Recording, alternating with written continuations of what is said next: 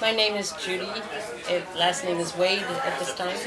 And I am the granddaughter of Samuel Marcovici,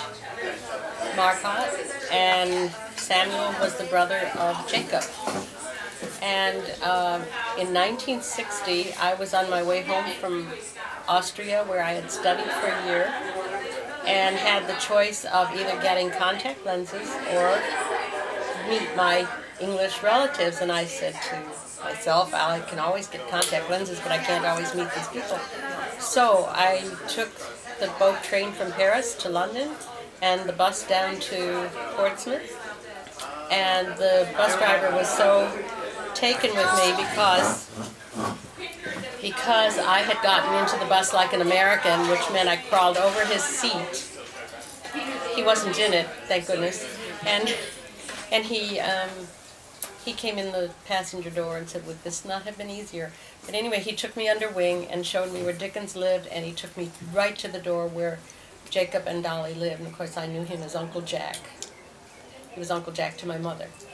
All right, so they were not home, and they lived behind a candy store, and the proprietor said, I know where they are. They're at the town square at a horse show, and I'll take you there. So he did, and he told the announcer that their American niece had just arrived, and Jack and Dolly just came running across the field, nearly got clipped by the horses, and embraced me and took me under wing from there. And I had a wonderful visit with Jack and Dolly, who then took me to see Jack Brentor and Mary, his wife, and Jane and Philip.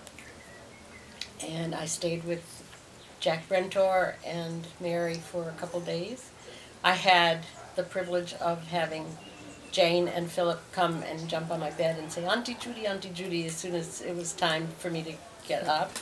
And then Jack Brentor brought me tea in bed, which embarrassed me terribly because I was just not quite 20 years old, and I was still in my curlers, and I thought, oh my dear. But there was nowhere to hide, so I thought, oh, this is their tradition, it's all right. What was your impression of Jack?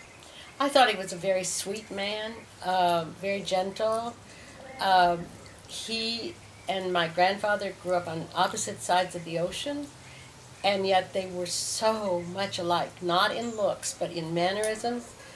Grandpa and Jack never lost their Romanian accents. They both had a very rotten sense of humor, but you had to laugh because it was a rotten sense of humor. And